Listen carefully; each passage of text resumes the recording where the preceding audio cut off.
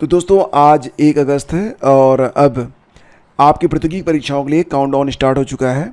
देखो, अक्टूबर में आपकी पीसीएस की परीक्षा हो जाएगी और लगभग उसी के मध्य आपकी पीईटी की परीक्षा भी करवा ली जाएगी। बहुत सारी प्रतियोगी परीक्षाएं हैं जो कि अक्टूबर, नवंबर, दिसंबर में आयोजित होंगी।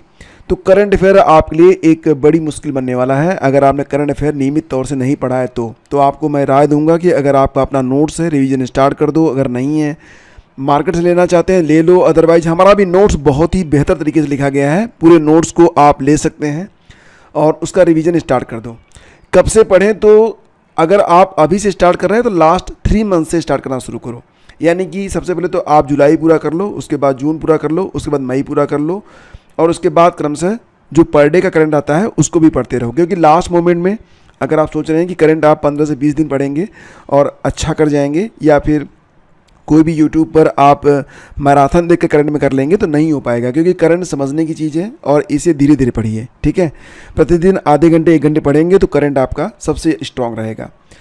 तो चलिए देखते हैं। 1 अगस्त को सबसे इम्पॉर्टेंट डे होता है राष्ट्रीय पर्वतारोहण दिवस। ये याद रखना, ये इम्पॉर्टेंट है। नेशनल माउंटेन क्लाइंबिंग डे, ये प्रतिवर्ष 1 अगस्त को मनाया जाता है। पहला क्वेश्चन है, हाल ही में पेरिस ओलंपिक 2024 में, अब देखो शूटर जो मनु भाकर जी हैं, अब इनका नाम जो है इतिहास में दर्ज हो चुका है। तो एग्ज़ाम में पक्का आएगा क्योंकि इन्होंने अभी हाल ही में पेरिस ओलंपिक में 2 मेडल जीत लिए हैं।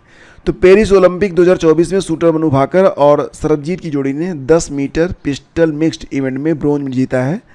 और भारतीय जोड़ी ने किस देश को हराया? तो इन्होंने कोरिया को हराया है। लेकिन क्योंकि मनु भाकर अब 2 ब्रोंज यानी कि 2 मेडल जीत चुकी हैं तो इतिहास में इनका नाम अब फिलहाल तो दर्ज हो चुका है। भारत की लाडली मनु भाकर ने ओलंपिक में 2 मेडल जीतकर इतिहास रच दिया है। उन्होंने पेरिस ओलंपिक में 10 मीटर मिक्स्ड टीम इवेंट में सरबजीत सिंह के साथ मिलकर ब्रॉन्ज मेडल को जीत लिया है।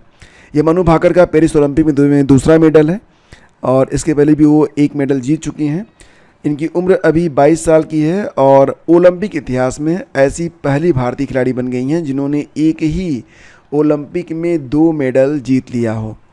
आपको याद होगा, मनु ने रविवार को 10 मीटर एयर पिस्टल इवेंट में ब्रॉन्ज मेडल को भी जीता था।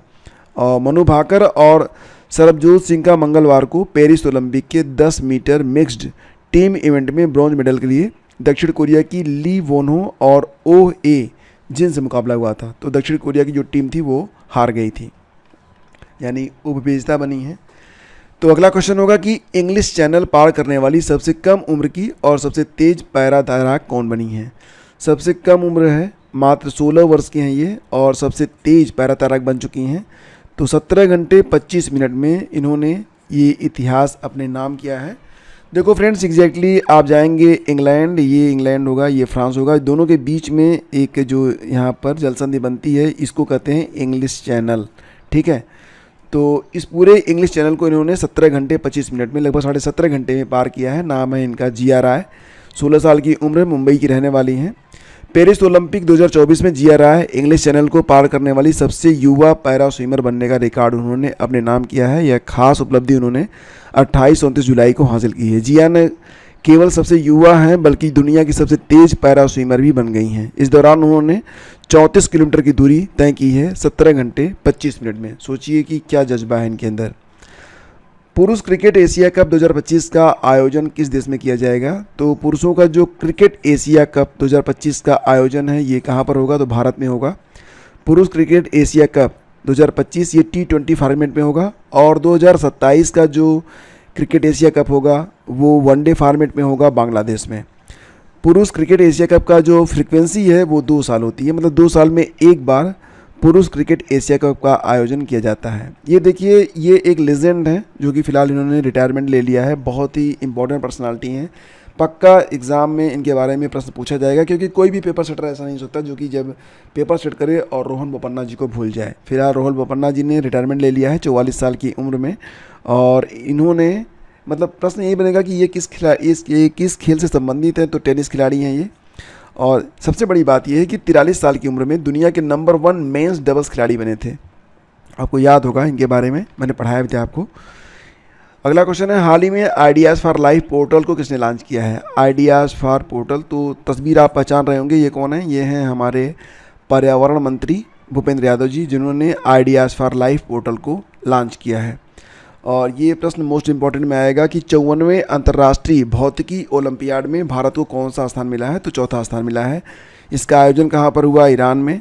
भारत के जो 5 प्रतिनिधि थे उनमें से 2 ने स्वर्ण जीता है, 3 ने रजत जीता है। तो स्वर्ण पदक जीता है रिदम केडिया और वेद लाहौटी ने, जबकि रजत जीता है आकाश राज सहाय, भव्य तिवारी और जयवीर सिंह ने। सूची में पहले स्थान पर चीन है, दूसरे स्थान पर रूस है, तीसरे स्थान पर रोमानिया है, चौथे स्थान पर भारत और वियतनाम दोनों संयुक्त रूप से हैं।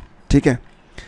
टाइम पत्रिका ने विश्व के 2024 के सबसे महान स्थानों की सूची जारी की है। उसमें भारत के 3 स्थानों को शामिल किया गया है। कौन कौन से 3 स्थान हैं? मुंबई का म्यूजियम ऑफ सॉल्यूशंस और हैदराबाद का मनम चॉकलेट। अब मनम चॉकलेट क्या है? यह एक प्रीमियम क्राफ्ट चॉकलेट ब्रांड है। और नार हिमाचल प्रदेश एक प्रीमियम रेस्तरां। ये 3 स्थल हैं भारत में जो कि टाइम पत्रिका ने विश्व के 2024 के सबसे महान स्थानों की सूची में शामिल किया है। तो फिलहाल यहाँ तो मैं कहीं नहीं गया हूँ, आप गए हैं क्या? और प्लान है कि कभी मौका मिला तो जाएंगे ज़रूर।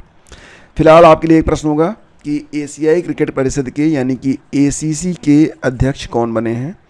कौन बने, क्या अध्यक्ष हैं? तो नाम तो आपको पता ही होगा, फटाफट इसका कमेंट कर दीजिए। और सेशन अच्छा लगा है तो लाइक और शेयर कर दीजिएगा। और क्विज लगाने के लिए आप टेलीग्राम चैनल स्टडी विद ज्ञान प्रकाश पर आ सकते हैं। PDF का लिंक वीडियो के डिस्क्रिप्शन में है। धन्यवाद।